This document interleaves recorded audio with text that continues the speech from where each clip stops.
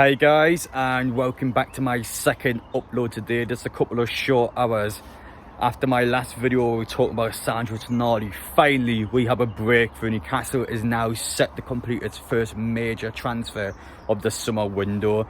This is a big one. There's a couple of records as well in this.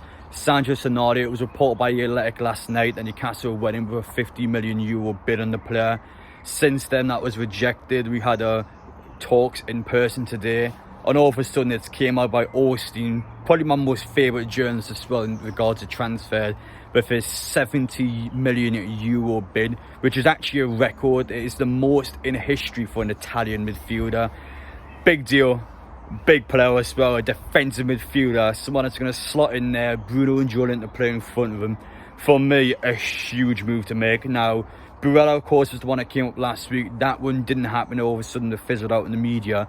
This one came out last night. This one seemed to be further into negotiations as well. It wasn't the case where it's got leaked too early. It's been clear progressions on the player. Now all of a sudden Newcastle are actually set to announce the signing.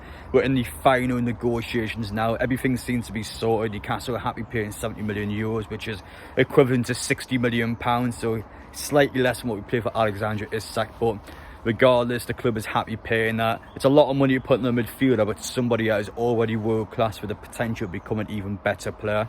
Huge deal for us. I'm buzzing with this one. This one looks like it's in the bag. Unless something drastic pops out of nowhere, I think we'll have this one sorted. I think we've got the player side of things sorted. It was just agreeing the fee with AC Milan. They seem to be happy with €70 million. Big one, one that people probably wouldn't have said ever would have came to Newcastle in this window. I think especially in the AC Milan side of things, the fans over there were just adamant that he's going to stay there. He loves the football club. I think Zlatan Ibrahimovic is a good example. So he just retired in AC Milan's last game. Tonali's crying in the touchline. He clearly loves the football club. He loves the history behind it. It's mental. What a mental time we live in. This is a player that I'm looking forward to seeing play. I think for Newcastle as well, it's quite important for us to get a deal done before the gates of pre-season match, which is in 24 days' time. So we've got about 2 weeks or so to actually get signings through the door, and this one, huge. I think it's a big statement as well. Someone that Newcastle need in the midfield, we need that squad depth, and this is someone that I think will go straight in the start 11. Now, it wouldn't surprise me at all. We're a sort of football team that will play Sean Longstaff and have Tonali on the bench for the first couple of games. It wouldn't surprise me at all. But he's a class player. I've watched a lot of him play AC Milan. I do like him. Someone that's direct, someone that I think will really help out our team. And especially when we've got those Champions League games next season, I think the fact we're in the Champions League now, this is the sort of player you can attract. I think if Newcastle were to finish 5th or 6th, this would be a player I wouldn't think would be possible. But what this has been for the likes of James Maddison now, I still stand by that Leicester City or gradually over time will be looking to drop the valuation of the player. It's a case that they have to sell him in his transfer window. Newcastle and Tottenham, I think, are playing their cards well. Unless Tottenham just going out of nowhere with a stupid bid in the player, I think we still got quite a lot of time. But when Newcastle is signing Tonali, especially with £60 million as well, are they going to spend an extra 40, 50 on James Maddison? I don't think we will.